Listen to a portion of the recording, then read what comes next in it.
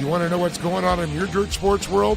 Whether it's four wheels, two wheels, Dirt Sports World's got you covered. From the dirt to the dunes, we bring you the latest action in racing, to lifestyle, the newest parts, the newest vehicles, and what the superstars of off-road are up to. Check out our social media for up-to-date information on Instagram, Facebook, Dirt Sports World, and more in depth. And check out the magazine at www.dirtsportsworld.com. And don't forget to check out our YouTube channel, Dirt Sports World, for some great videos. So make sure to follow us and come get dirty with us.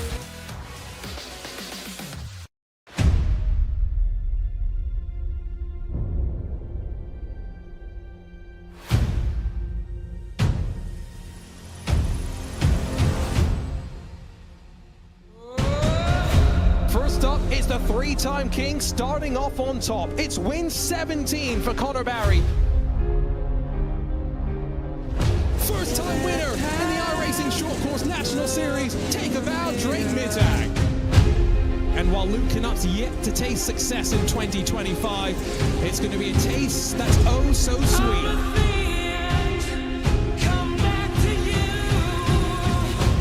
Swain's not going to stand down. To the line, a photo finish. Her first win in the National Series. Crystal King gets it done. It's taken a while for Josh Edmondson to crack the victory circle. Winning the war, Drake Mittag, the 2025 iRacing Short Course World Finals champion.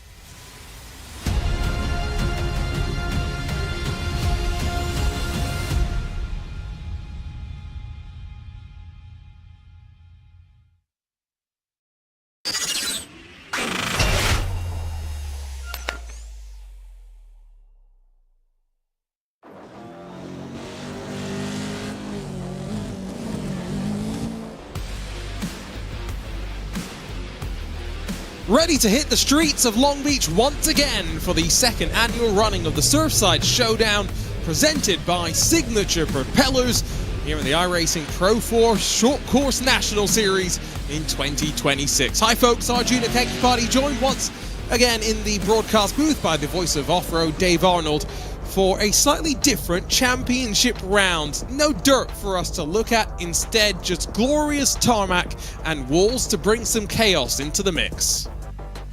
Oh man, I'll tell you, maybe I mastered the dirt, but I'm excited for Long Beach. But man, we've had a good season already, and I'll tell you, we missed you at the Wild West because it was a battle royale, and now we're here back in the streets of Long Beach.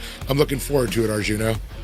I was so disappointed to miss, especially given that Josh Edmondson went on to see such great success. He kept that in his back pocket until I decided to step away. But with a week off in the championship action, the drivers now focus up after this, just a trip to Wheatland and to, of course, Crandon to finish up our championship. Format pretty simple, but if you're new to short course action, we'll set our top 12 from qualifying, which has just begun. 10 minutes, and the drivers get 4 laps, track all to themselves. Those that don't advance, though, directly through have to go to one of 2 LCQs. Top 6 scramble through to make the field for our main event. 2 of those races, 10 laps each, with a competition caution at the end of lap 4. Love this race format. We saw it last year with the Pro 2s, Dave, and now we see it with the Pro 4s as well. Yeah, I love it too. And I'll tell you, those LCQs, if you get sent there, you got to qualify up close. Of course, you know, these guys are only a few positions they're going to take. And the closer to that first position, it's going to be better. Because we know Long Beach, it's a tough one to pass on. It can be done. We've seen it done. But it's going to be some great racing here, I believe.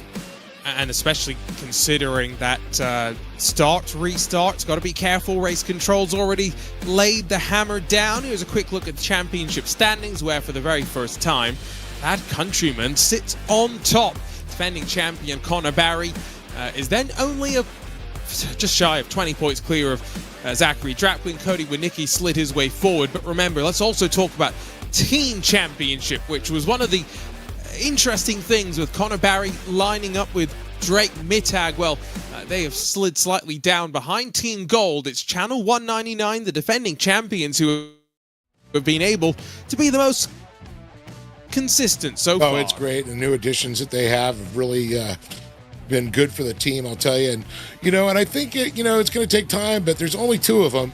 It's Drake Matag, and talked about Connor Berry with Grid 1. And Team, Gold Esports, they're not too shabby either.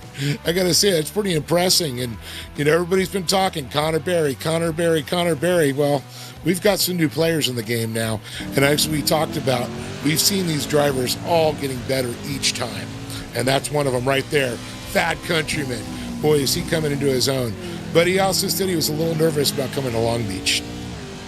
Well, we don't have a road ringer as we did last year when Matt Adams won the first of our Surfside Propellers Long Beach showdowns. 7 minutes to go in qualifying. Drivers are on their first attempts. In terms of that team championship, Drake Mittag lost 2 rounds, just not gone his way. Unable to back up Connor Barry, who did have a bit of a stumble last time out as well. Countryman sets up the hairpin. No doubt we'll see plenty of chaos here as it lumbers through. I think we're seeing speeds around 10 miles an hour or so as you try and put the power down. That's where the 4-wheel drive will help you slightly, although makes it more difficult to turn. 131.8 the time for Countryman, although Barry provisionally on top with a 131.479. And one thing about Pro 4 is the way, in real life with the clutch or the gear system, you're on the accelerator, all 4 wheels are pulling. You let off the accelerator, the front, disengages, and you just got rear-wheel drive. That's how, why you see them get off the gas, rotate, get back on the gas. And so you'll see a little bit of a Scandinavian scrubber once in a while to get those things to rotate. Interesting. I would hope iRacing simulated that, but would be interesting to ask the drivers if they can feel that here on the tarmac. Back onto Shoreline Drive comes the Frenchman Quintin Dallomo. 131.4, remember, is the benchmark. 4/10 off of that for Dallomo, although still slots himself into 4th provisionally. Some larger margins through the field than maybe we traditionally see, Dave, because this is by no means the bread and butter for these drivers. Although Drake Mittag, Connor Barry, the Grid 1 pair, 1 and 3 on the board right now. Yeah, not too shabby. I mean, they had some great qualifying, but, we've seen qualifying be one pace, and the race pace just sets another one. Because it's going to be physicality out there. And you can see, this is a narrow course. So when you guys get, 3-4 wide, you got those K-rails there, and you get pinched into it, and you get interesting.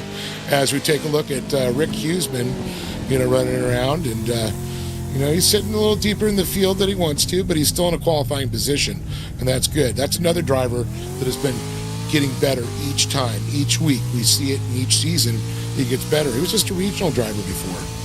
Remember, top 12 move forward, Huseman being moved down towards that bubble, although with a 132.1 he finds 0.4 of a second and jumps back up to 8th. Here comes Michael Boyd in one of those Uzi jerky machines.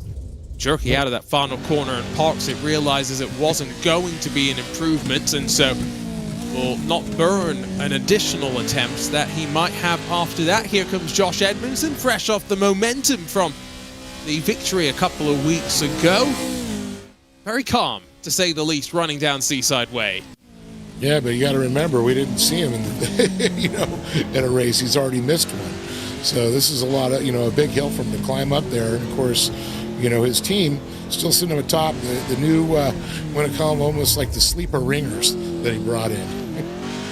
Now, was that a yoink on the handbrake there for Edmondson? I think potentially the head shake. I don't think he was very happy with the lap. So no. As he breaks the timing beam, it's still a 131.8, which is an improvement, although maybe not where he wants to be. He'll get one more attempt, and that will be it to try and move forward from 5th. Here comes Brody DeShore in 13th right now. He's the driver on the bubble who's only trying to find just over 1/10 of a second to find his way into the main events. Yeah, and he's a fighter. We've seen him in there. He scraps around for sure. And, sitting, we've still got a lot of drivers to go to qualify here, but he's still in a position to qualify. And he gets quicker each time, too. And, one thing I do love is when we do get that camera on there, and sometimes they look rather lackadaisical, no emotion, whatever. But like you said with Josh, when he hit that handbrake, I didn't like that lap. You can just read it on their faces. It's the advantage of not having the helmet in the way. By the way, Yeah. 8,000ths of a second that split the front row right now. Austin Scheiber has just jumped up to 11th. That's bumped Cody Winicki down out of the top 12, and that's after winning the first of the main events a couple of weeks ago. Ride with Countryman out of turn 4, though, and watch here at 5 how much of the course they are going to track on the inside and just cut over in these Pro 4s. It looks quite simple, but I've commentated on IndyCar, iRacing Pro Series competition, Porsche Esports Super Cup. I think we came here in the past as well. It's a lot more violent of a curb strike for those machines as compared to these. Mittag to 3rd, but that's, I think, one final attempt in qualifying for him if he wants to use it. Nice and tidy from Countryman, which, to quote Jeremy Clarkson, often means it will be a quick lap. Yes, that was definitely. I got that Top Gear quote in there. You can tell I was going through the archives, and boy, they had some great celebrity guests, and not just the laps, but the interviews as well. Oh, yeah. What a great show. What a shame it's gone. But, Thad, sitting second in qualifying right now. You saw Drake McCack just moved up to 3rd, but wow, he's turned some good times here. He just grazed the wall, and as Sean Winkler jumps to the top, that Countryman finds the wall strike, doesn't prevent him from jumping even further. Now, Connor Barry does not have a chance to respond, so he will start no higher than 3rd position with 80 seconds left to go. Here comes Evan McFarlane, final attempt for him as he unwinds the steering lock. Quinton Dallomo jumps to 4th, improvement on the track. Yeah, McFarlane, though, I tell you, he's been stepping his game up, and he's already shown he's a true contender, and, of course, going on to the new 199 team, he's one of the reasons they're sitting up there. He jumps to 7th. Here comes Drake Mittag in the white, red, and blue number 4. Remember, a couple of off rounds in the championship, and while he finds no improvement in time, 2/10 slower on that final attempt, at least he will line up inside of the front 5. Good starting spot down to turn 1. Rather lengthy run as well, given that we have, if I was reading the notes correctly, standing initial starts and then, of course, rolling restarts. So, curious how these machines will get off the line on tarmac. Well, you know what? All 4 wheels turning, when they get on that gas and you got over 900 horsepower, they're going to get moving, boys. Pretty tidy out of the final quarter for Nicolas Dachelet to put all of that power through the 4 wheels. Although 132.097, it's only a marginal improvement. Jumps him in front of Rick Huseman.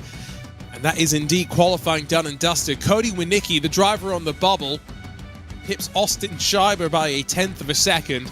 Oof. And now we'll get ready for our 2 LCQs, 5 laps in length, and expecting physicality, to say the least, in an unfamiliar setting to many of these drivers.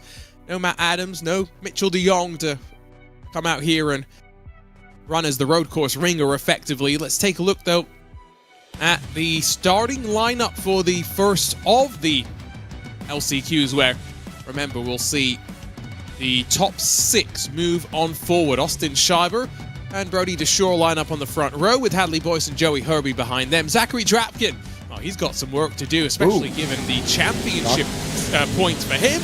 Already off and away with Tom Grady and Tyler Bickford at the back of the pack. 7 start, 6 move forward. So keep it clean and you'll be okay as we rumble up to turn 1. The aquarium on the inside as we'll get on the brakes for the first time. Tom Grady tries to squeeze Drapkin in the red line, all black and red. Austin Scheiber, Brody DeShore, they run side by side momentarily, but Scheiber holds on through the fountain. Joey Herbie a little bit squirrely, and through goes Drapkin. Yeah, Drapkin just thread the eye of the needle right up the inside there, took that line away from Herbie right there. A little bit of contact. And that's, okay, that's what you want to see, a little door of contact. That's what's expected, even on the asphalt here. But, they're getting a little squirrely in the back. I'll tell you, the alligator tails are coming out. And already big separation. This won't help, though, as Brody DeShore gets doored by Scheiber down at turn 6. They begin the slight climb up to turn 7 and 8. There's a California pizza kitchen that iRacing's done a great job of replicating in the sim. Not sure they replicated the smells. 2 seconds the gap between Hadley Boyce and Zach Drapkin, though. Scott Marek has started from pit lane. I think he was caught out by the quick-fire start, as we almost were as well. Austin Scheiber once more pops up the inside at turn 9, but now through the final sector. Wheel to wheel they'll go. Hadley Boyce, a great view of the action. Yeah, and this little section right here, it's just 180. Definitely gets slow, a little bit of contact there. Duscher had a great time out of there. I'll tell you, Schreiber, though, he's not letting him go away. Boyce at a little bit gap back there, and you can see Drapkin's got some company with Bickford and Grady right behind him. So Joey Herbie, the driver with the most work to do. Don't know if Scott Moretz really going to have time to close back up in the 4 laps we have remaining. Look at Tom Grady go from right to left as he now tries to brake on the inside into turn 1. He shed the fiberglass on the right rear. Light tap from Bickford. It slots his way through, though, does Grady with authority. Drivers have been told you're allowed to run inside of the fountain if you want, but if iRacing give you a track limit violation, you'll get time added to your race. So want to try and avoid any sort of drama like that, as underneath the roller coaster they'll go. Look at Zach Drapkin pulling away the qualifying position, clearly not representative of his race pace. Yeah, definitely. I was kind of shocked, I was going to see third in points, and he's such a good driver. But for some reason, he doesn't always qualify so great. But you get him in a race, and he'll tear that up. These are relatively short races. The 10-lap features effectively run as 9 laps, because we have that comp caution that sees us use 1 lap to run around under the virtual pace car speed. Nice and tidy through the fountain for these 3 as they continue to try and hold off Zach Drapkin, but he's marauding his way closer and closer. Get a good representative time at the line now that our first lap up to speed has run through. And Zach Drapkin right on the pace of those that he's trying to hunt down. We sit in a great spot for a camera watching the suspension here at Long Beach. Yeah, it's not undulations and moving up and down as much here on the asphalt, but you can definitely see the body, a little roll there. And it's amazing how they've nailed this. I mean, it's bumpy. These streets, they're not paved like, like smooth as butter. I mean, there's bumps there, and they can see they're feeling them, especially the curbs. If these bumps could talk, they'd have some stories to tell. Oh, yeah. The names of the Unzers, the Andrettis that have won here. Let's not forget, though, that they have sometimes thrown down some jumps and race. Are they technically called Stadium Super Tours or whatever they call them? Stadium Super Trucks, the SSPs. Yeah, Robbie Gordon series, yep. Might get in trouble for even mentioning that, but never mind. I would love for us to have the jumps on iRacing. That would make this race totally different. Can we pencil in some metal ramps? They exist in the rallycross world. Let's just steal them from there, and no one will be any the wiser. You should be able to customize the track. What a great shot as they come around. The camera position is perfect. You see Drapkin making that turn. That 180, it's tough, especially when they bunch out. Luckily, they're a little bit spread out. They're nose to tail right now. But when you get guys coming in there, you're going to start seeing them slam. And I think the main event's going to be crazy. These LCQs, they're being a little tame right now. Although, that was wide, and that might get Brody Deshore a iRacing penalty for extending the track. He's going to have to let Austin Scheiber go, but they almost run each other into the tire bundles momentarily. Austin Scheiber at an awkward angle there, but they survive. Drapkin not able to take advantage because he is not close enough as we effectively cut inside of the curbs there at turn 5, pretend like they don't exist. Right behind Tom Grady is starting to intensify, and this is for what will be a transfer spot as they bash away for second and third positions. Hadley Boyce now looks around the outside as they work to Seaside Way. Yeah, Bickford's back a little bit. That's just outside that bubble as we're talking about. Herbie, the last qualifying position. It's a great 3-way battle up front, and then a 3-way battle for position to get a little bit higher, not be so deep in the line when you make it to the main event. At a race like this, grid position is so important. Oh, yes, absolutely. Especially, Long Beach. It's narrow. We're not going to lie. As through the fountain, Austin Scheiber challenged by Hadley Boyce as through goes Boyce on Douceur as well. I was just looking at the notes from Race Control. The restart zone is a little bit further down this main straight so that we don't carry as much speed down to turn one as we're doing right now. Speeds in excess of about 130 miles an hour. Oh, a little bit of contact as Hadley Boyce left on the outside. Brody Douceur, who has tried everything to get past Austin Scheiber, led on occasion. Can he lead at the checkered flag, which is all that really matters? Yeah, Douceur is really pushing him right there. You can see, but, you know, when he went really wide, Schreiber came on the inside of him. He left the door open, and now it's going to get, ooh, a little bit of contact. Boyce letting Douceur just know, hey, hi, remember me? Hadley Boyce really stepping his game up. Maybe this is where the limited experience benefits those that can adapt a bit quicker and, well, adapt to damage. That's what Tom Grady's having to do, beaten and battered as the front end on his factory SimSport 535, but onto Seaside Way for the leaders in this race. Following are the final contenders in the transfer spots. Tyler Bickford has got a couple more opportunities to throw a desperation Hail Mary, but looking like Scheiber, Douceur, and Hadley Boyce, after what's been a bit of a ding-dong battle between them. More contact through the final corner that sees Scheiber pushed out of the way. Oh, Brody Douceur will grab the victory in the first of the LCQs, but some words will be exchanged after that one. Well, I mean, I think he kind of left a little bit of the door. He just got, just wanted to make it a little wider. Following through, Zach Drapkin. Nice fight through from him at the start. Tom Grady and Joey Herbie make it through to the main event, but unfortunately for Tyler Bickford and for Scott Marek, who did start in pit lane, it should be noted.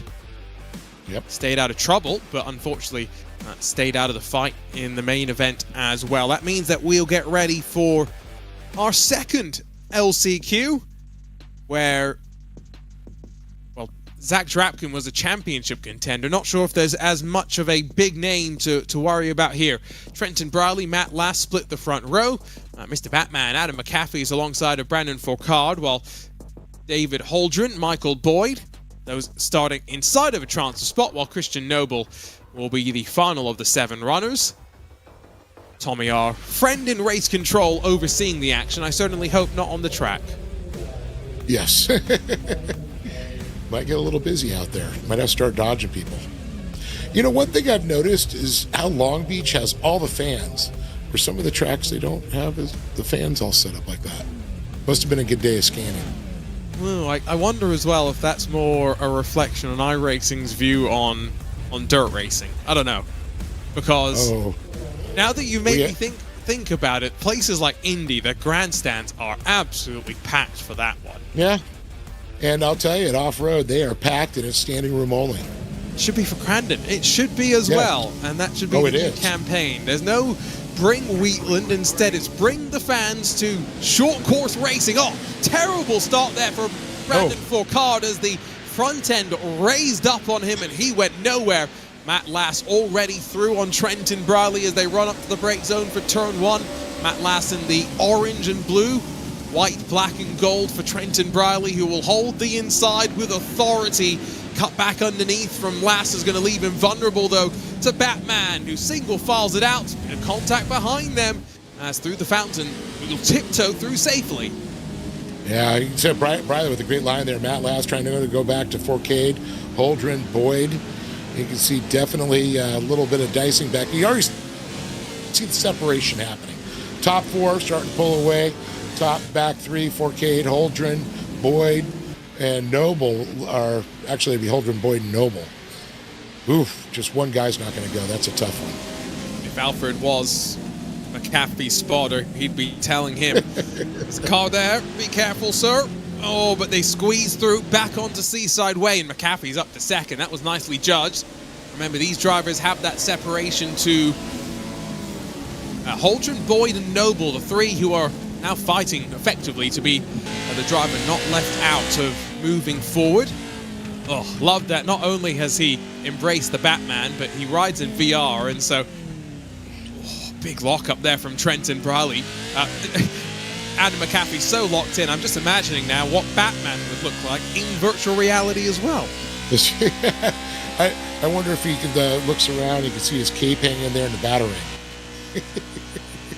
We've discussed which version of Batman we prefer, but I'm just happy that we've got Batman movies still coming out, because some decent ones in the bunch, I should say. David Holdren's cleared off of this group. Michael Boyd, and Christian Noble get through on David Holdren, who pulls to the side and heads back to pit lane. All right, looks like they're tiptoeing through the daisies there as they go around the fountain turn once again.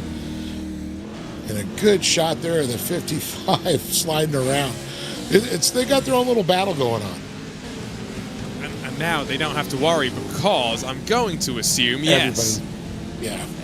It's so easy to do, just brakes a bit too late, sends it into the tires with the right front, and from there a quick trip back to the pit lane and to regroup for the final 2 rounds of the season, where at least Dave will be back to familiar territory when we'll sling the dirt first at Wheatland in 7 days' time. And let's talk about the setup that they have to work on. This is a whole nother setup coming to Long Beach. You know, the gearing and suspension. You want a tighter suspension. You're not jumping. I mean, there's a lot of stuff that goes into this for these guys and get them to handle.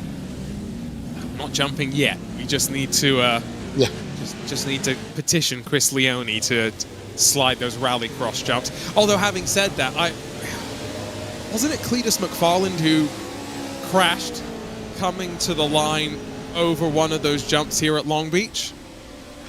No, wasn't McFarland. I'm almost positive, and I'm going to have to go back and look through the archives. We've had a couple of good crashes. Max Gordon flipped it. One of my trophy car kids had one. Batty Wally, remember that word from race control, by the way. Brody DeShore will not advance from LCQ1 because of all that contact. It allows Tyler Bickford the chance to slip through. Oh, very interesting. Well, we're kind of wondering on that one move. You know, I guess he just wanted to make the daylight a little bit bigger, unfortunately. You know, in off-road racing, you know, it's kind of the name of the game. You don't know until they get you. Yeah, you know, I also wonder if that was an accumulation. And I did almost, it stacks up, and that last one did seem a bit over the top to me. I know you kind of alluded to there was a door, but he found a way to slam it open rather than gently pry it wide. Caffey. Sledgehammer? Sledgehammer, maximum effect there. Matt Lass is trying to break his own sledgehammer out, but 2 laps left to go. Remember, all these drivers are moving forward, so the last thing they want to do is cost themselves that track position. Yeah, I'm real curious. You know, when we talk to one of the drivers, we're going to talk about setup on these things, because you just can't take that setup from Wild West or Crandon, or Wheatland, and apply it to Long Beach. I wonder how many drivers are using AI to help build their setups. Didn't think about that. You can just say, well, I need a little bit more of this, a little bit more of that. You can throw some suggestions. You can try them. I was terrible at the engineering side of things, but I wonder if I'd be slightly better at it if I had a ChatGPT to help me out. Yeah, that would be your virtual crew chief. Although, having used it to try and write code, it's been awfully terrible at that on occasion. Imagine some of the terrible setups it could spew your way as well, and lead you down an awfully painful path. We were talking about starts. Brandon Fourcade did not have the best of launches. A bit too much of the rear sitting down, front stepping up on him, but he's closing in on this fight very slowly but surely as well. Yeah, you see Lass is, right there. He's not out of his reach. Get in there, and Lass is just really pushing on him hard, and then Fourcade's right behind him. But I'll tell you, McAfee's feeling it. He's feeling the heat. Matt Lass is definitely getting right up on him. You can see the gearing difference, or the way it accelerates and a little bit more speed. The top speed's right there, but it's how it accelerates, how they apply it. The other is set up on your brakes. Of course, the bias going into this. A couple of tenths a lap being lost by Andy McAfee to your race leader. At least, I guess, in this particular race, just quickly opening up the setup page in iRacing, you have brake bias, but I don't see any sort of brake adjustments, as in cylinders or anything like that. So it's relatively simple to adjust from track to track. Yeah, on that. And then suspension setup, gearing setup, how much fuel you're running. I was talking to a driver a couple of weeks ago as Matt last slides into the wall, but no harm, no foul. But he was adjusting to a boosted brake for the first time after racing mechanical brakes for so long. Something I'm sure a bit more similar to what's run in these sort of short course machines. But all those little nuances that drivers get to grips with and why they get paid the big bucks. Trenton Briley and McAfee looking to score some big championship points at the very least as they survive the second of our LCQs. A good job by Briley. McAfee, I'll tell you, Batman, he's another guy that's just, this year is just like come out swinging. Four final drivers to the line.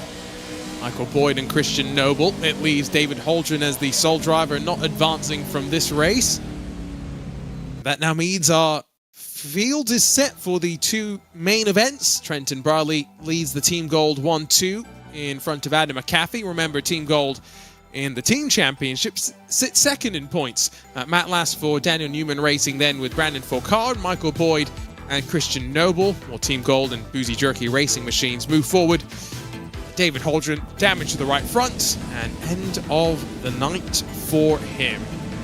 But a couple of minutes for those drivers that qualify directly through to the main event to head back out onto track and not necessarily feel out the conditions of where the dirt has moved and where maybe some blue groove is. No, instead it's just get some more laps in and get that muscle memory back. Yeah, you know, that's something you brought up. You really don't see this track blue grooving up from these trucks. The lines really aren't affected. It's not even marbles. That's the other thing. This is something that I've more noticed from things like iRacing IndyCar and the Indy 500 in particular, but you can run the outside line 200 laps into an iRacing Indy 500 because the marbles have less of an impact than they would in the real world, where you need some big cojones to step out into the marbles in the real world.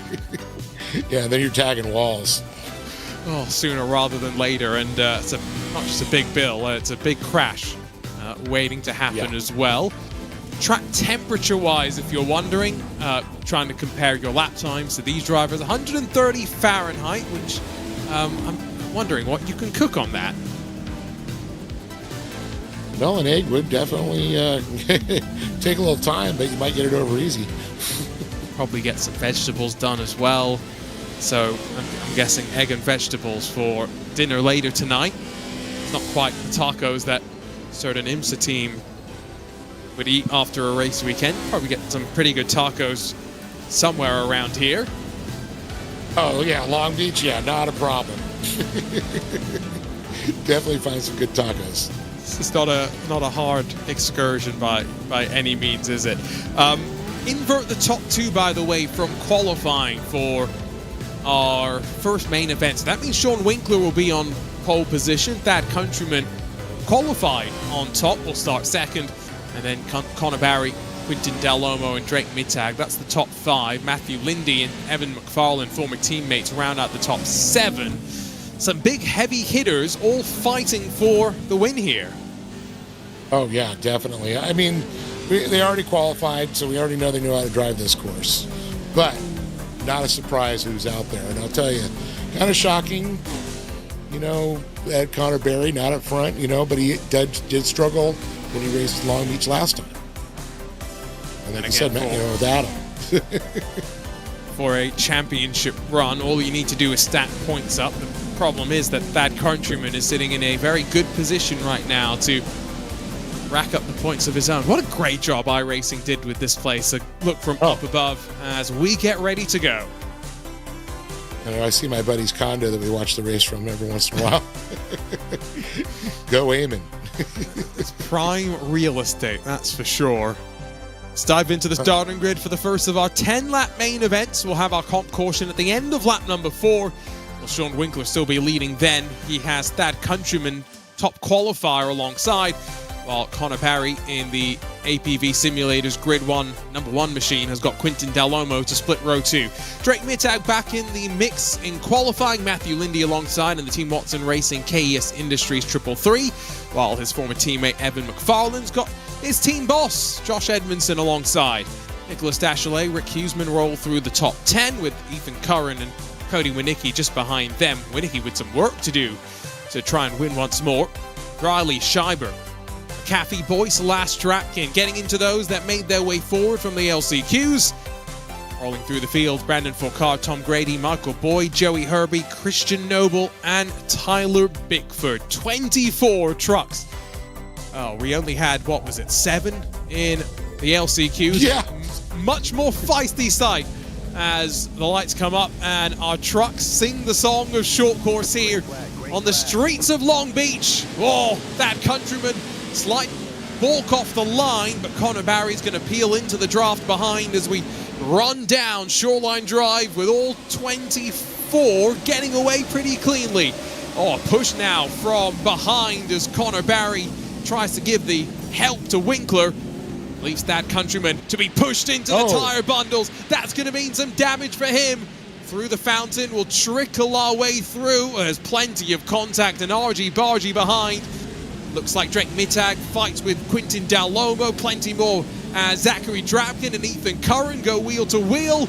But somewhat safely, we survive the opening couple of corners. Yeah, it was amazing. But, the contact there, you saw that fender just fly off of Winkler's machine.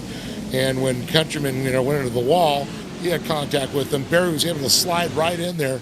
It was almost like a meant-to-be slide job on the asphalt. Incredible.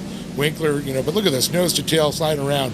And it is going to be get the shoehorn out, try and make some room, and squeeze the inside, because there is no daylight with these guys. They're literally trimming the wall. Remember, end of lap 4, we will pack the field back up. Quintin Dalomo, one of the big losers in the top 10. He's down 2 spots to 6th position. I think he slightly got caught up behind Thad Countryman as well as they worked through the opening corner. Oh, we got a parking lot. They're running into one another, and was that Drake Mittag who just about held on to it? He held on to it, but they're running over one another. Looks like Ethan Curran in that yellow and red machine drove over one, but a fight for the lead as Barry pops to the inside at the end of Shoreline Drive and looking to try and retake the points lead. Defending champion, is he going to wind it up in time? Oh, just about, but Winkler back through. And Barry, a little contact there. He took a little bit too much speed into that corner. Winkler was, wide, just stayed nice and clean there. Barry lost a little bit of a step there. He's got to get back up to him. Countryman right on the rear of Barry right now. So the thing is now Barry's got to resettle back down, get back up to his pace, and kind of wait. He knows there's a place to do it. He's just got to approach it a little bit different. I think that turn was a perfect setup. Dave, when have we seen Connor make a mistake like that and almost overshoot a corner? Yeah, it's not often. That's why I guarantee you he's not going to do it again. Connor's not the type of driver to make a mistake like that twice. I know from certainty that I would. And that's why he's there and we're up here. Behind him, though, red number plate and windshield banner for our championship leader. Just keep an eye on how aggressive Countryman will be with what will be 2 laps to go before that competition caution, as mentioned, when the field will get stacked up even more than they are right now out of the hairpin. And I'm just amazed that Drake Mittag was able to stay in that 4th position, because he was cattywampus sideways, and now he's able to keep up there, and he's right on Countryman. But I'll tell you, Sean Winkler is just on rails right now. He's hitting every mark perfectly, because he knows if he makes a mistake, Connor Barry will take advantage of it. Looks to be relatively comfortable with this pressure right now, and that's a good sign as well. Some separation building between Matthew Lindy and Quintin Del Olmo. I wonder if Lindy and McFarlane, the teammates, have started to squabble a little bit. Our World Finals champion with his trophy behind him, the medals for winning some of the events on the wall over his shoulder too, and having a much better run so far than he has in the last couple of rounds, and that will be a good sign for Grid 1's team championship hopes. Yeah, he was definitely a magnet for all things that can go possibly wrong. He's just right now, stay clean, stay out of the mix. Now, with this group now, Matag, Countryman, Barry, Winkler, starting to separate. See Damo back there just a little bit. There's that gap. It's enough breathing room, and now Matag can just concentrate on Countryman. But Countryman, he's looking quick right there. I'm going to say, and looking up in front of Winkler, he is just on rails. Like I said, he is just on this game. Oh, Zach Drapkin's had to head back to pit lane, so I'm not quite sure if he's picked up some damage of his own or if that's related to some of the start shenanigans. Rick Huseman and Cody Winicki, they're fighting for 9th and 10th. Make that 10th and 11th, excuse me. Or a sign of fighting. Last lap before the field will get nullified, so important to make any moves now so that you're well positioned on that restart.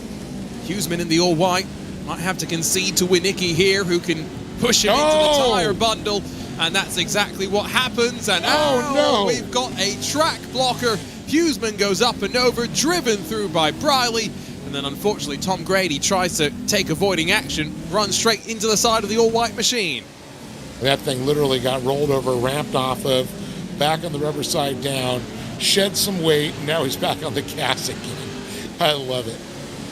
I actually just typed a message out a couple of laps ago for our team. Road course series, please, because this is great. Yes. Connor Barry's got one chance before the comp caution, I would think. You're not going to make a move at the hairpin. It's got to be at the end of Seaside Way. Here's what happened to Drapkin. It's at the end of Seaside Way, down at turn 9, where he's fighting with Hadley Boyce. Ethan Curran stacked up. So this is when Curran got in the mix as well, and just the pile driving. Not really much anyone can do, and you can understand why Drapkin's maybe picked up something here, as Huseman also get the replay of what happened to him as comp caution flies and Sean Winkler leads. Lands almost on all fours. Yeah, was that Trenton Briley going over the top? It was indeed. Yes, it was. Well, we've come to that re-rack them and restack them point. And we missed Barry. No, don't worry. Connor Barry will not lead. Sean Winkler is indeed the race leader, but I think some miscommunication about how fast we're going to go on this lap. Rolling start.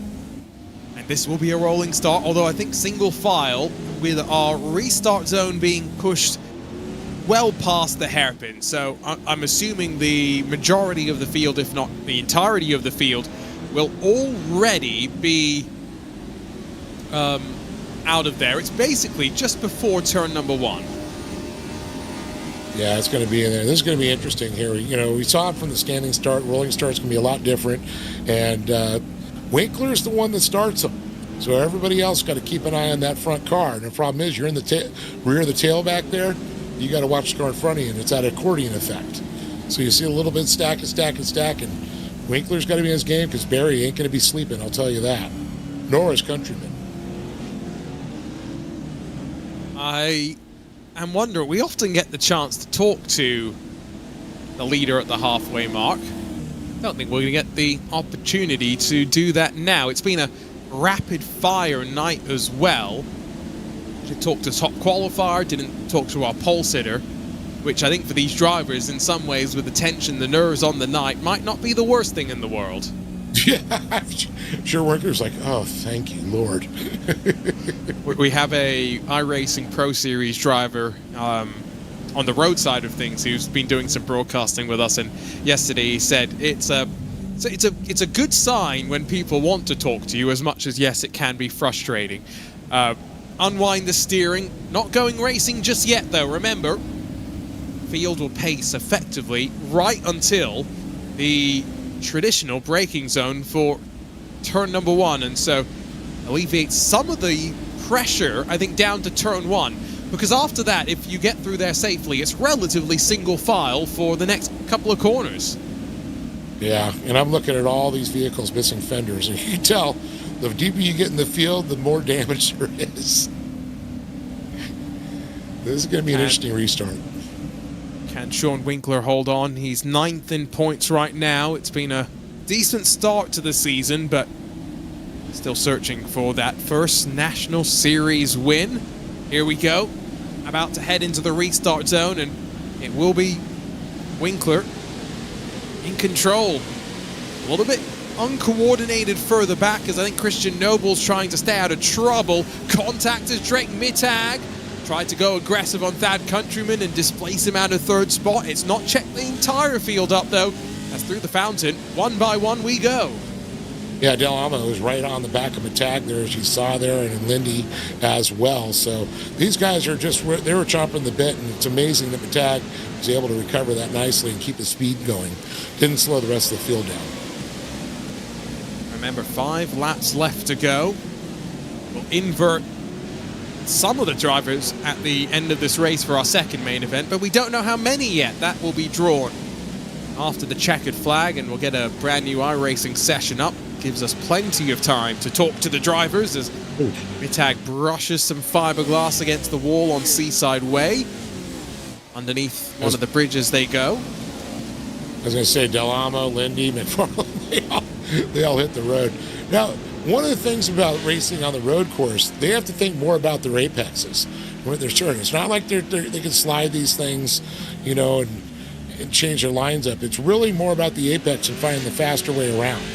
You know, you got to really hit your lines, hit your numbers. Braking points are incredibly important too.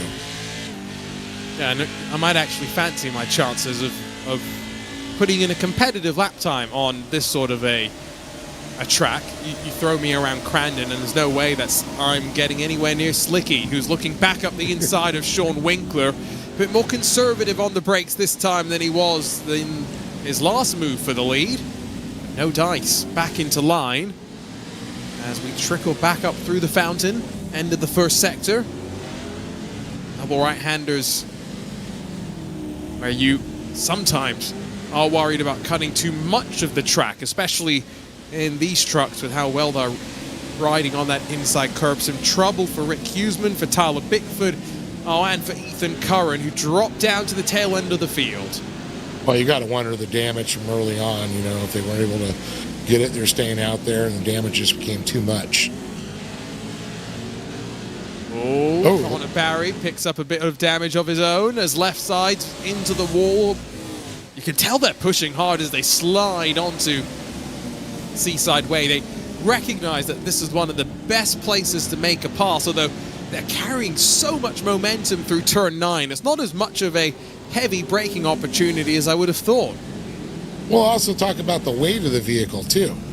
You know, these things weigh a lot more than an open-wheel car by about 2,000 pounds. That's what happened at the fountain.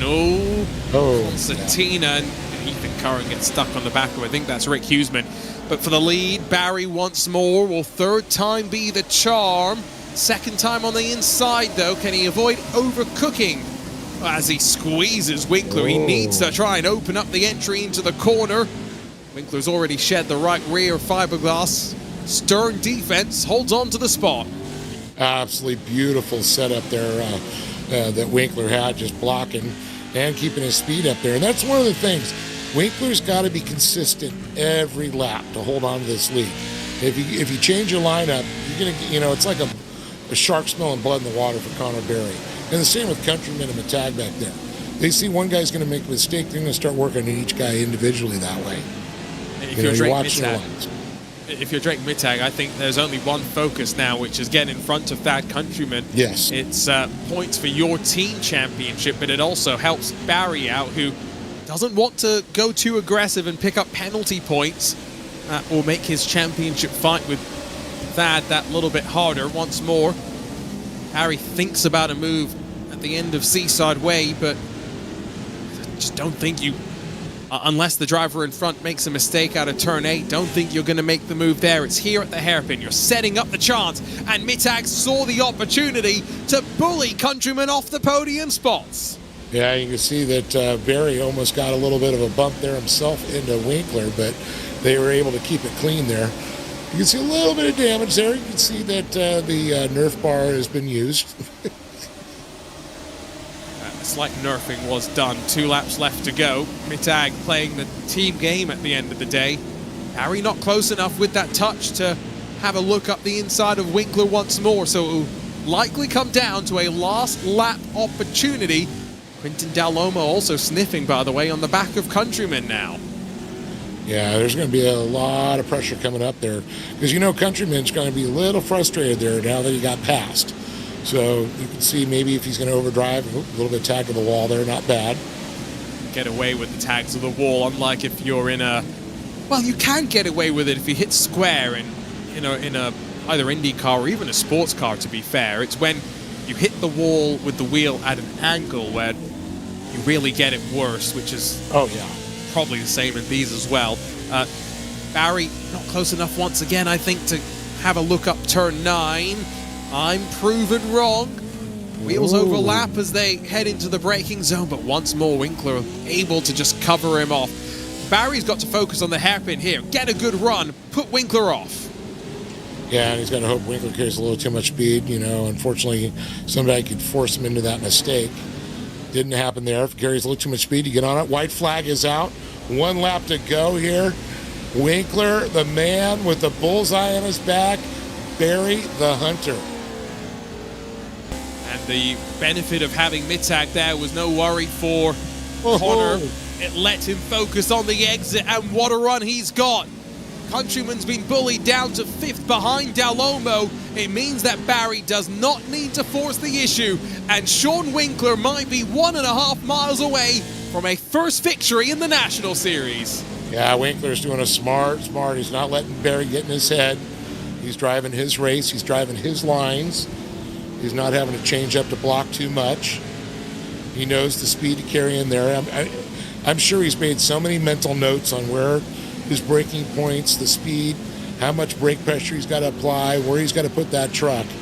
But I'm just amazed that Barry's able to get the run. This is it, though. If you can put Winkler into a compromised spot off of turn 8, turn 9 could be a chance. But through Seaside Way, Winkler's got a good enough exit to force Barry to make some contact. Whoa, that was on the line. And then tiptoeing over it potentially, both on the offense and the defense. The Nerf bar being used, and Winkler's ready for what could come through the hairpin. One final chance for Barry to try and run to the line. But here in the Surfside Propellers Long Beach Showdown, you can see what it means. Sean Winkler wins in the National Series. And, he even said he wasn't too confident coming into Long Beach. Well, you can tell somebody's put some time in. And the laps have paid off. At some point, we'll get the headset off, and we'll actually see the emotion on the face. Oh, I can see the grin from ear to ear at that point. Oh, I'm sure his eyes are wide open. Incredible stuff. Was that Brandon Fourcade finishing the race? Yes, it was. Plenty of fiberglass being shed. Good day for the spare parts department. The virtual mechanics busy now to turn the cars around. Sean Winkler, Racecraft Academy on top, and 2/10 clear of Barry, who is joined by his teammate in the podium positions after a good fight through the field. Quintin Dallomo, bad Countryman. He'll be disappointed after starting second to have been pushed down to 5th, but good points on the board for him.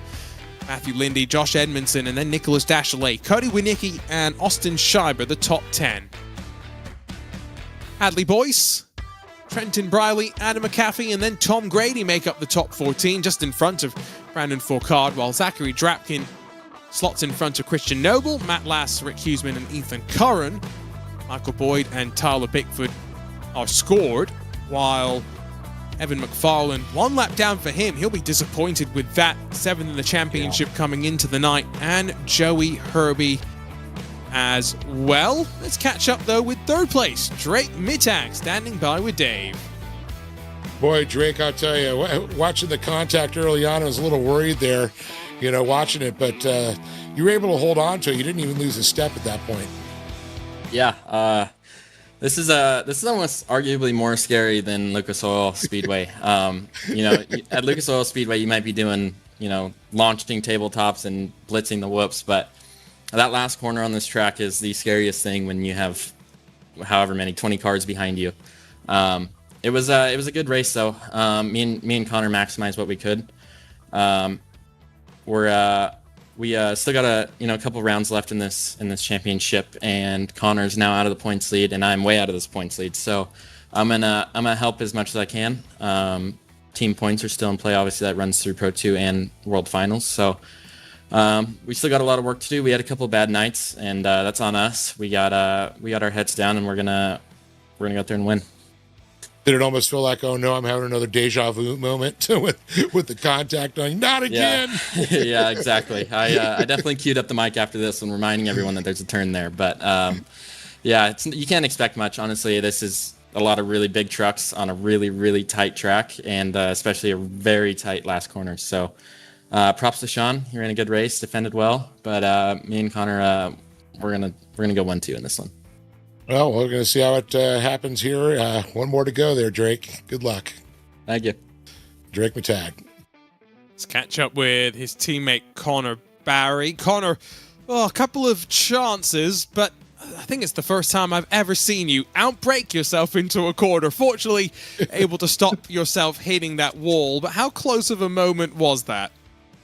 Yeah, that was definitely a mistake that I learned to never do that one again. I almost just thought my season was done right there. So definitely, I knew that was going to be a spot to go there, but I needed to learn to back it up some more. And I did that, just trying to get in there deep without having contact where Sean is dead. So I didn't get the job done there, but just trying to be smart. There was a lot of times where I went for moves that probably weren't the smartest, and I had Drake there like saying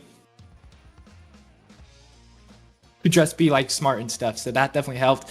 And we brought it home in second, and I think that Thad got fifth. So we gained some back, but we're starting out in fifth because the invert is a 6, and then Thad's in P2 now. So we kind of like swap spots there, but it's going to be a battle, and I got to try to get up in front. I got to try and get up in front of Thad. And we're talking slim margins in the championship fight now, but there's only 2 rounds left to go after this. So you talked about, maybe making some moves that weren't quite smart. Are you now having to revisit the game plan before the second race of the night?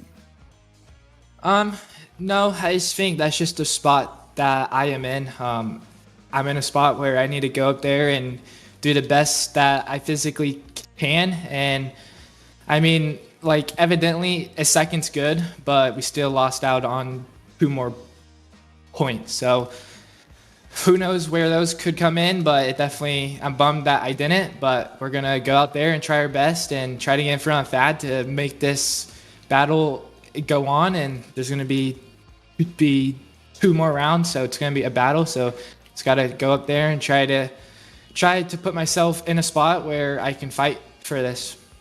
Don't think anyone ever questions whether you'll be on track without your best. Connor, congratulations on another podium. Best of luck for race 2 tonight. Thank you. Last but not least, though, let's catch up with race winner for the first time in the National Series, Sean Winkler, standing by with Dave. Don, what a mind blower, I'm sure, for yourself, as we were just, wow, what a race. I mean, you were on rails. You hit every mark, everything, but I'll tell you, Connor Barry definitely pulled the pressure up on you. Man, if he doesn't bring the heat, I don't know who does, Dave. Holy smokes. Yeah, I had to use all the racecraft and a little extra racecraft and then a little more to get that done. I can't even explain how excited I am. It feels so good to finally get a win here in the short course. I know it's on pavement and not dirt, but you know what? A win's a win at the end of the day, and I'm going to take it, man. Yeah, I'll say, and that corner, and to watch Connor Berry blow a turn there, but he got Yeah. almost by you for a second. Where you're like, well, Yeah. what just happened? And then all of a sudden he wasn't there. That's just how I drew it up, Dave. You know, I knew he had a little speed and he could get the draft, and he just kind of cook it in there. So I just backed up my braking zone a little bit, slowed it up, and let him overshoot it, and then I cut right back under and got back control of the lead. So that was the name of the game there, is trying to use a little mental racecraft and make sure that we could just put the truck in the right position where he couldn't make a move to make a pass. And I mean, the tires were hot, the tires were greasy, we're sliding all over, he's bumping me, and man, it was a hell of a race. I don't even have the words, man. Well, now let's talk a little bit of the setup that you had going into this one. You know, you just got to throw everything in the dirt out. You come out there. I mean, how much time did you put in to get this truck set up for this? You know, I didn't put as much time as I did last year. Actually, I think I'm running last year's setup. Maybe I made a little adjustment here or there, but it felt good last year, and I finished P3. So, you know, I ran some practice races, and my pace was good. So if it ain't broke, don't fix it. Not going to try and reinvent the wheel here. Just going to try and go out there and send it and hit all our marks, like you said, and bring it home. And we did tonight. So I couldn't be happier. Well, you got another one to do it now. If you could back it up, Yeah. well, you might set some history out here. But Yeah, we'll see. The invert is 6, so I'm starting 6th, and it's hard as hell to pass here. And you know, I got to get around Connor and all those boys in front of me. So, you know, anything can happen. I'm going to try my best, but yeah, we're going to see how this all shakes out here at the end. Yeah, just happy at least I got one moto win. oh, well, I got to say congratulations to you, and don't sleep on the start. Thank you. No, not sleeping on the start, man. We're going all gas, no brakes, checkers or wreckers. That's what we're doing here. Right on. Sean Winkler, everybody. Yeah, man. Good luck. Yep. Thank you. Oh, Awesome. what emotion! Always great. I to know. hear I love that. it. You love could it. hear just how excited. The problem is he can't quite celebrate. Can't break the champagne out just yet. We've got one more 10-lap race to come. That's coming up next on RaceSpot TV. You want to know what's going on in your dirt sports world? Whether it's 4 wheels, 2 wheels, Dirt Sports World's got you covered. From the dirt to the dunes, we bring you the latest action in racing, to lifestyle, the newest parts, the newest vehicles, and what the superstars of off-road are up to. Check out our social media for up-to-date information on Instagram, Facebook, Dirt Sports World, and more in depth, and check out the magazine at www.dirtsportsworld.com.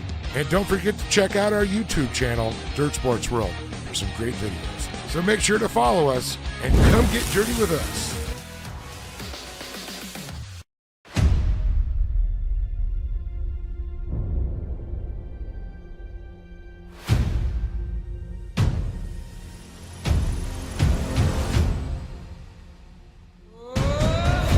First up, it's the 3-time king starting off on top. It's win 17 for Connor Berry.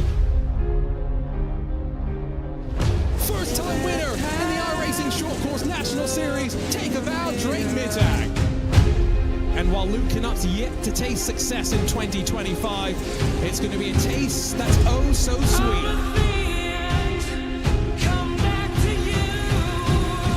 Keaton Swain's not going to stand down. To the line, a photo finish. Her first win in the National Series. Crystal King gets it done. It's taken a while for Josh Edmondson to crack the victory circle. Winning the war, Drake Mittag, the 2025 iRacing Short Course World Finals champion.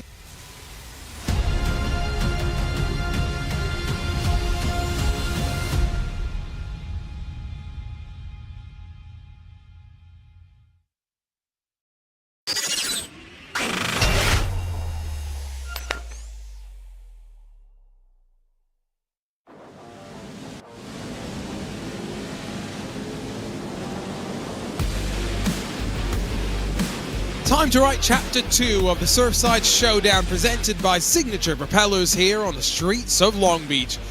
Arjuna Kankipati joined alongside by the voice of off-road Dave Arnold. Sean Winkler's taken the first victory of the night and, well, getting ready to see if someone else would join him as a first-time winner in the National Series. Oh, I'm just blown away right now. Winkler was just on rails, but like he said, back in 6th. Countryman gets slid up because he was 5th, so he's going to be up there in P2. And Connor Berry, I'll tell you, he's chomping at the bit for more points on Countryman. So invert the top 6. It means that Countryman's going to line up on the outside of the front row in a great position to try and extend the championship lead that he had coming into the night. The drivers are getting their instructions to head down to the starting grid. It means we can get ready to take a look at the starting grid ourselves for the second 10-lap race of the night. Remembering, of course, that the competition caution will fly at the end of lap number 4. And we did hear it from Sean Winkler there, Dave. It's difficult here to pass. Yeah, he also talked about the tires getting a little greasy, getting hot. It could be interesting again on this one. Yeah, I'm not sure how aggressive some of the drivers are going to be on this start. They were fairly relaxed on the initial launch on the first start that we had with all 24 trucks barreling down to turn number 1. Enjoying some final practice. Evan McFarlane, one of the drivers, looking for some redemption. He finished 23rd in the first race of the night. Drake Mittag hoping to try and score another podium. 3rd in race number 1.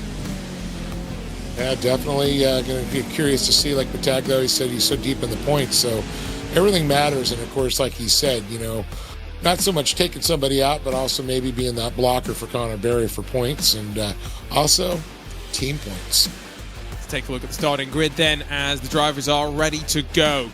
Invert the top 6. It means Matthew Lindy in the Team Watson Racing and KES Industries 333 will lead us from the front. He'll have Thad Countryman alongside, with Quintin Del Lomo and Drake Mittag then behind them. Connor Barry and Sean Winkler make up the rest of the inverted top 6, while 7th for Josh Edmondson, Nicholas Dashley alongside Cody Winicki, Austin Schreiber, Hadley Boyce, and then Trenton Bradley, your top 12. Working down to 13 to find Adam McAfee with Tom Grady, Brandon Fourcade, Zach Drapkin, Christian Noble, Matt Lass. And then rolling through the final 6, it's Rick Huseman, Ethan Curran, Michael Boyd, Tyler Bickford, Evan McFarlane, and Joey Herbie. Quick fire run down through because I never want to get caught out like we almost did the first race of the night. Oh my goodness. I just saw a shot that Cameron posted up there, the old Stadium Super Trucks there. Highly modified. Here we go. Final time tonight from the streets of the international city. We are going instantly. Matthew Lindy cuts across the try and hold the field behind him as we run up Shoreline Drive and in towards turn 1. Quintin Del Lomo in the yellow and blue. He's now been covered off by Drake Mittag, who's instantly gone aggressive once more on Thad Countryman. Sean Winkler's trying to make his moves in the bright teal machine. Oh, banging off the tires was Countryman. We'll see if there's damage for him. Now defending, though, as Sean Winkler tried around the outside and then eventually back into line. Grady and McAfee beating off one another 3 wide into turn 4. A lot more intensity on this restart. Oh, definitely a lot more contact out there for sure. Countryman going into that wall, but that could have been really devastating there. And, I'm not going to see more than 2 going through a turn there wide because you cannot fit 3 and 4 through those areas safely. I'll tell you, it is tight on this track, but you got to force the situation. As we can see, Countryman looking up the inside of Winkler now. He has Barry all over the rear end. Barry has not moved forward. Winkler +2, Mittag +2 as well. Finally, Barry alongside of his championship rival, although once more unable to make a move. It's been that sort of day for Connor in a track which we have acknowledged is difficult to hold and make your moves. That was a driver who decided to try and send it the long way around and ramp off the corner. That's quite motocross-esque. Drapkin. Drapkin gets in front of Adam McAfee. I think that was Cody Winicki that tried something different. It's got him in front of Josh Edmondson, at least momentarily, as they rumble up to turn 1. I hate to say this, but I almost forgot about it. Josh Edmondson back there. He's been so deep in the field. He said this is not really his forte. 4-4 is not his forte. But he came out swinging 2 weeks ago. This week, it's a little bit different story. But the story right now was, I think, keeping an eye on Matag. He's up to second there, but Winkler started 6th, up to 4th. Barry right on there applying the pressure. And Countryman, boy, he's just having a tough night. Ooh, hello. Anna McAfee got bullied through the fountain and now introduced to the fight between Rick Huseman and Brandon Fourcade as they head under the roller coaster in what's been a roller coaster of a second race. Tied on points on the night, Sean Winkler and Drake Mittag. So if Mittag can slip in front of Matthew Lindy, that will mean that he is potentially our winner between our two races. Long way round for Matt Last. Not going to work on Rick Huseman, but also defending from Evan McFarlane, who's made up 4 positions since the start of this race, but out of position, involved in some contact in the first race of the night, and still trying to work his way through. And we're back on board talking about Evan McFarlane right now as he's really, struggling back there. This is not a place he's used to being, this deep in the field. It's almost like you wish you could just take one of the races and just throw them away. I have a feeling this is the one for him. On the other hand, you have Quintin Del Lomo, who has the live points for telling us the story. This is the best round of the championship he's had since joining us. Yes. Frenchman. And what time is it in France right now? 4:13 in the morning, which means he's going to finish up here, hopefully have a chat with us, and then maybe get an hour of sleep, or if you're me, too much adrenaline after a race like this, go eat some breakfast and head out to work. Yeah, it looks like he's got a little bit of bedhead there.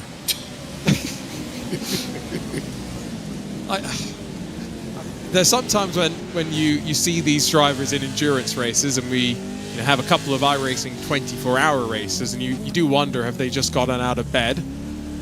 No question of that, I think, for Quintin Del Lomo, who doesn't have to force the issue right now. Drake Mittag is closing on Matthew Lindy, but only 1 lap left after this before our comp caution. The field gets bunched up once again, and Quintin Del Lomo gets, instantly closed back up to the front two.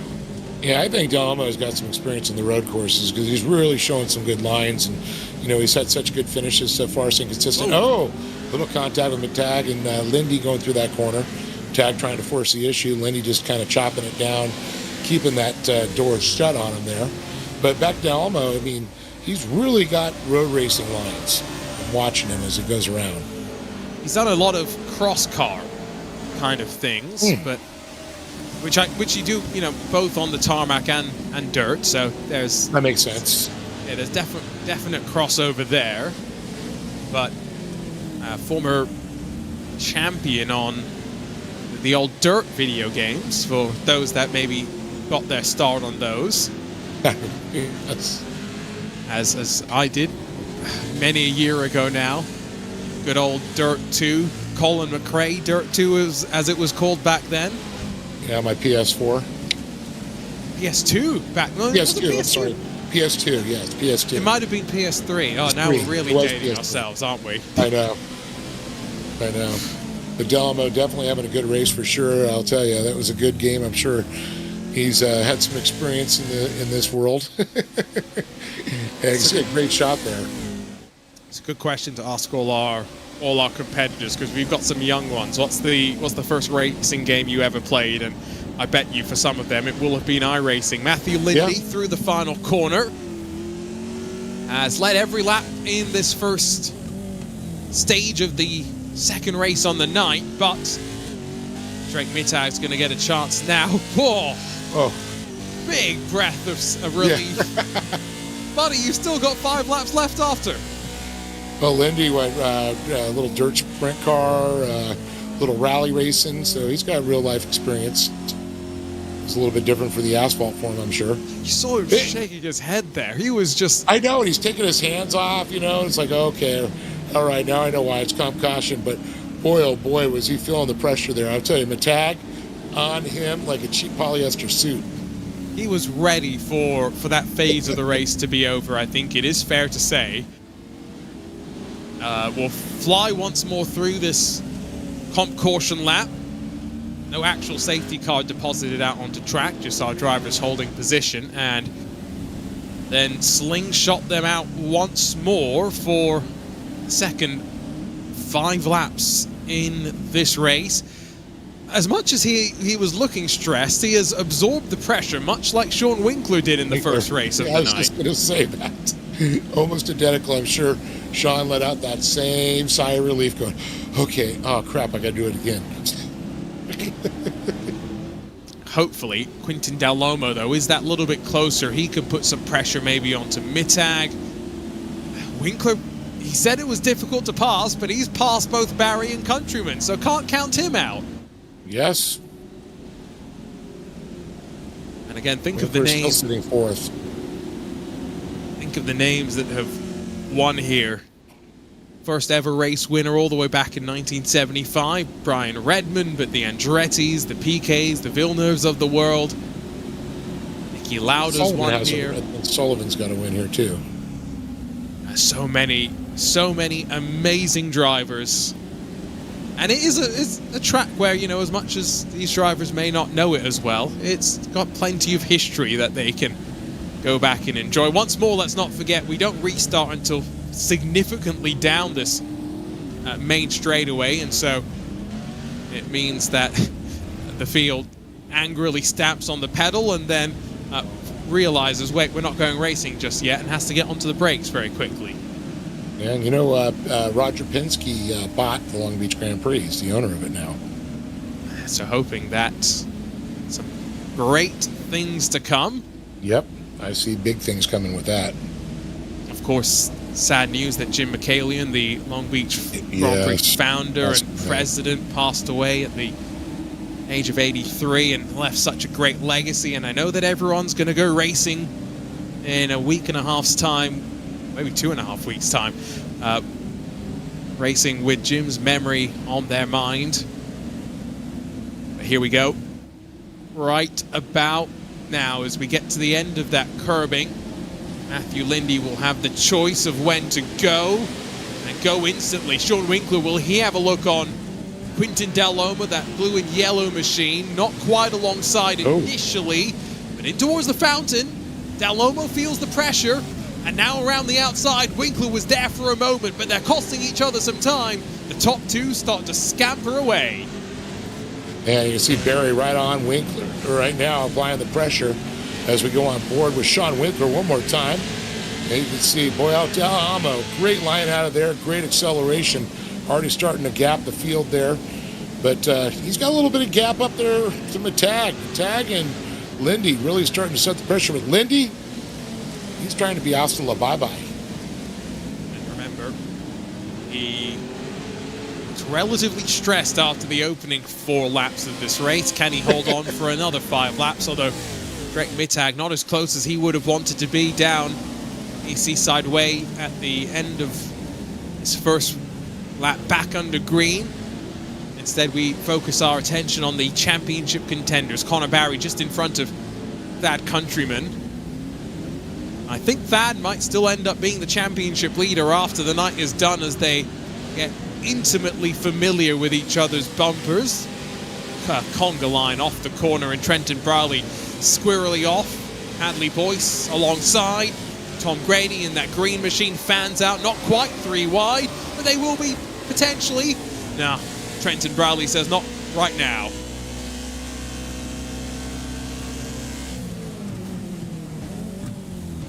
Squeezed onto the outside. Quintin Del Lomo, by the way, is dropped behind Connor Barry. He then got a shove from Thad Countryman. It's getting physical now. Definitely getting physical out there. You can see Barry also all over Winkler at this point. A little gap back there to Del Amo now. Del Amo starts to slide back. You know, Barry and Winkler, I mean, this is going to be a good race. Woo, look at Countryman. Right by Del Amo.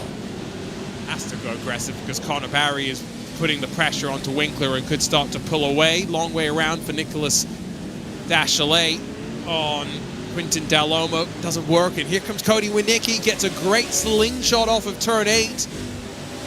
Gets checked up by the Frenchman, though. They've lost a whole bunch of ground. Winkler defends from Barry. All of this as Lindy and Mittag continue to set sail. 3 laps to go, and at some point Drake Mittag will start to hunt for the lead. Yeah, a little deja vu with Connor Barry and Winkler again. Connor Berry struggling just a little bit. But look at this, Matag and Lindy. They are starting to gap these two. Something I didn't think was going to happen. Spectacular fighting. It's costing them time. And for Drake Mittag, remember, he did kind of allude to it in the chat that we had with him. Not really fighting for the Drivers' Championship anymore, given the last 2 rounds have not really gone his way. So he's fighting for Team Championship. He's also definitely, at the end of the day, fighting for wins to stack up those medals through the Pro 4 part of the year.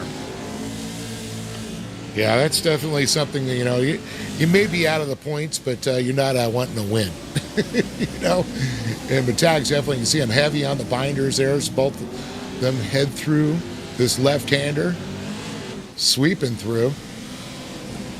Team Championship extends between both the Pro 4 and Pro 2 part of the season, so there's incentive to keep out of trouble, which, well, the Batman has not been able to do, given a shove by Brandon Fourcade, and then they all stumble in. Evan McFarlane in the blue machine, Matt Lass in the orange machine, and, well, I get the sneaking suspicion that Batman, the detective mode, doesn't need to be enabled. That was pretty cut and dry. Josh Edmondson slips past Dalomo now into 8th. Quinton is really suffering in the second part of the race. But with 2 laps left to go, Matthew Lindy continues to hold on. Here is Dalomo, who's now getting shoved around by Austin Schreiber as he tries to stay in the top 10. Yeah, you got to wonder if his tires are starting to go or something, because, we talked about with Winkler, you start pushing, you're really getting those tires hot. Like you said, it gets greasy, and you're going to be all over them. You're going to lose, speed coming out of the corners. You're going to into the corners, braking. It's going to affect everything. Oh! Lead. Here comes Mittag, squeezed by Lindy, though, as they head out through the fountain. Lindy held the inside. Better track position in the Team Watson KS Industries 333. This fighting not quite bringing Winkler into the mix, but as Matthew Lindy goes wide off the apex of the corner, Drake Mittag pulls to the outside, down to turn 6. It's a downhill braking zone as well.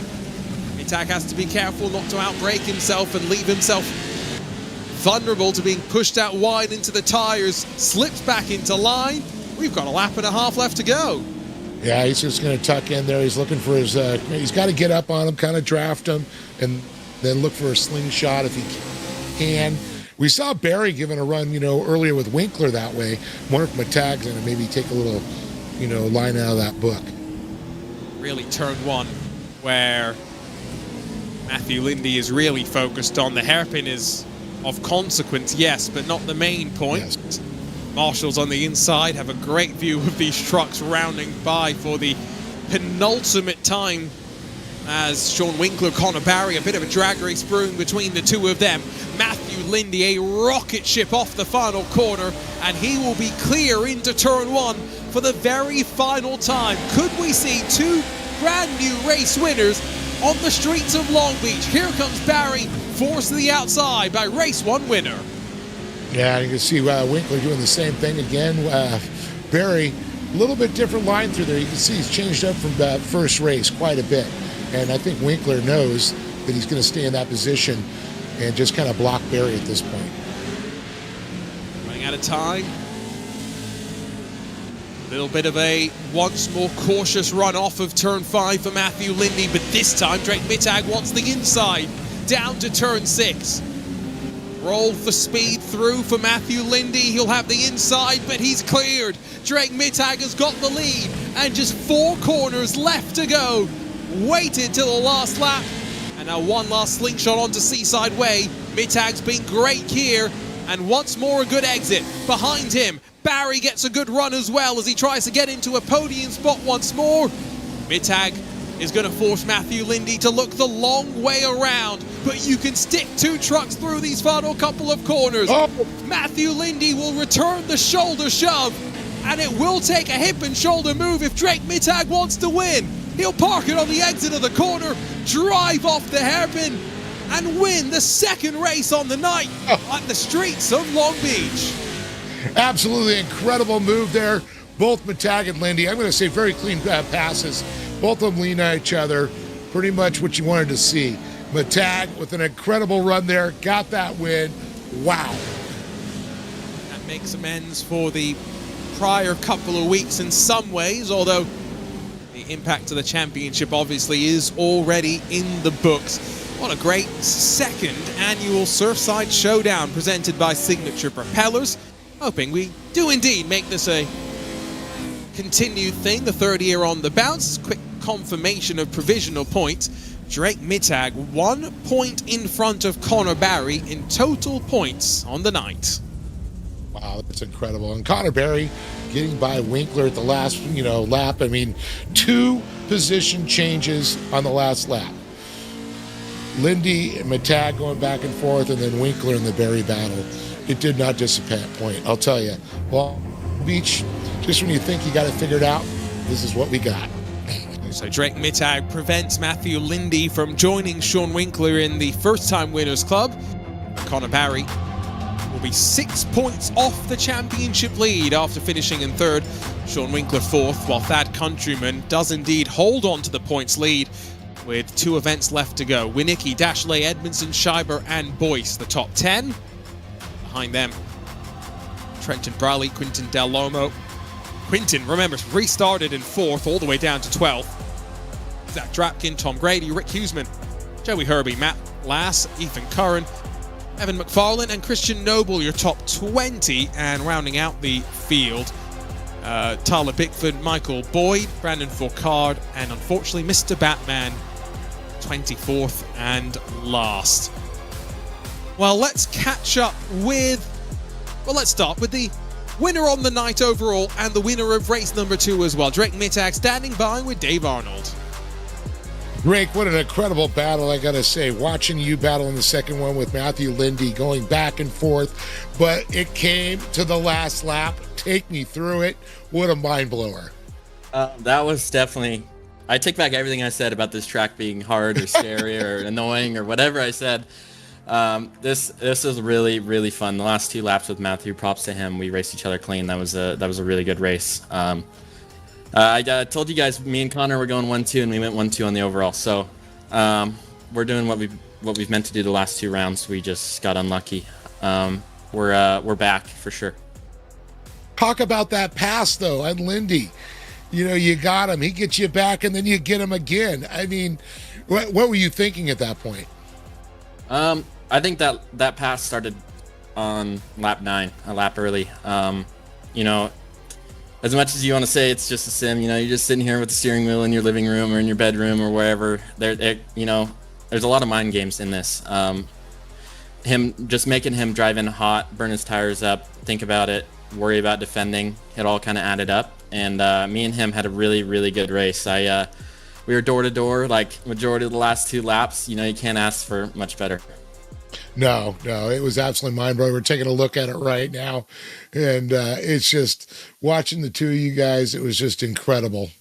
Just a great race, and how he went really wide there, and you could just see you just stuck your nose right in that point, and that was the first pass.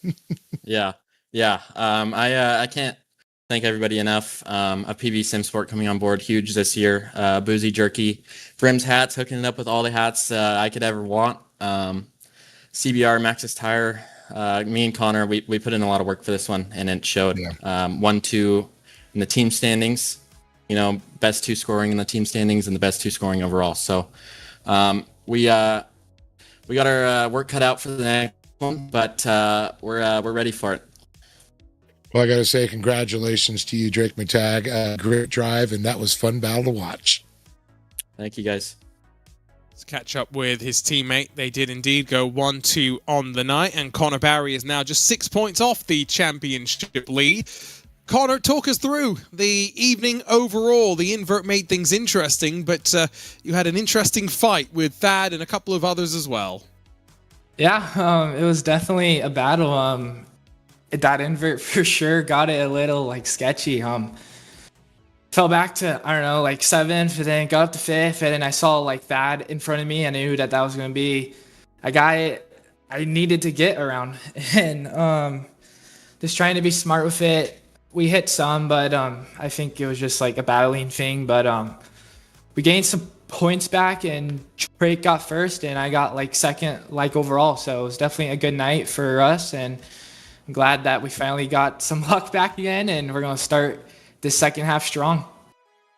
Got 2 more rounds in this Pro 4 Championship, but it's back to a bit more normal surroundings. Wheatland and, of course, the trip to Crandon. How are you feeling about the fight with Thad with those 2 rounds to go? Definitely still, it's going to be on. It's going to be a battle for sure because Thad's fast. He's bringing speed that is arguably is better. So we're going to the Wheatland first, and the last time that we were there, and actually the first time like ever, I was able to get first there. So I'm confident in it, but it's going to be a battle, and we're only like 6 back now. So it's going to be close, and it's going to be a battle, I guess. Yeah. We'll see you in a week's time to continue the fight. For sure. Connor Barry, 2nd on the night, 3rd on the night, but winner in race 1, Sean Winkler, he's with Dave. Well, Sean, I got to say, it was deja vu again watching you and Connor battle it out there. But, you're on the podium coming out of this one. What did I even get? I don't even know what I got. I'm just here. 3rd overall. 3rd overall. Another year, another P3. What are you going to do? Yeah. Whatever. We tried to win it, but it wasn't meant to be today, I guess. Yep. Well, you fought your way up through the pack there. You were sitting in 4th for a long time, and you and Connor were going back. He was right behind you. Talk about the battle between you and Connor again. Were you just going, not this again? Yeah, I know. I was like, not this again. I'm sorry to Quentin for giving him a little touch there into turn 1. I tried to I was on the brakes, and he was on the brakes, and the truck just didn't really want to turn, and I kind of tapped him on the rear end there, so I apologize for that. But I had Connor all over me, and I was trying to hold him off, and he just kind of got me there, and then we were on the final lap there on that back straight. I tried to turn in, and I think Connor and Thad were next to each other, and Thad kind of hit the wall and hit Connor, and that hit me and pushed me out, and Connor drove on through, and that's just what she wrote. Yeah. It's racing. But you know what? Not a bad way to come out of Long Beach, though. I mean, it's still, it's still points. You're still in the hunt. Yep, still in the hunt. Would have liked to be a couple spots higher and got that trophy, but there's always next year, I guess. So, yeah, happy with the podium overall. Really happy for that, and for the Racecraft Academy team. Absolutely. Yeah. Well, I know you probably want to thank some people making this possible because it's a team effort. Yeah, absolutely. Yeah. Thanks again, Racecraft Academy, for letting me drive for this team. Really proud to be a part of that group of guys, and Real Broker and Next Level Racing and Pimax VR here, and all the fans in the stands, all the friends and family that are watching. Hopefully we put on a good show for you tonight. I know I enjoyed it on my end, so I'll be excited to watch this one back. Thanks to obviously you guys, RaceBot, for putting on a fantastic broadcast, one of the best in the business. So it'll be fun to grab an ice cold Coke and watch this one back. And thanks, Dave and Arjuna. Pleasure. Great to be up here with you guys, and hopefully we can see you sometime soon. Well, we were definitely entertained. Congratulations, everybody. Awesome. 3rd overall tonight, Sean Winkler. And looking forward to continuing the championship fight. We heard from Connor Barry. We didn't get the chance to hear from Thad Countryman tonight, and what an interesting perspective he may have had. After this, 2 more rounds on the dirt. Catch all the action on RaceBot TV, but for Hugo Luis behind the scenes, Arjuna Kankipati alongside of Dave Arnold, signing off from the streets of Long Beach.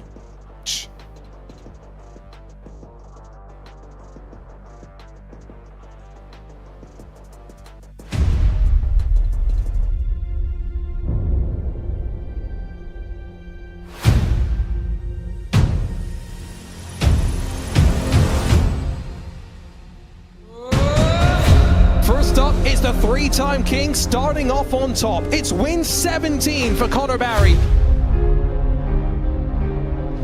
First-time winner in the iRacing Short Course National Series, Take a Bow, Drake Mittag. And while Luke Canuck's yet to taste success in 2025, it's going to be a taste that's oh so sweet.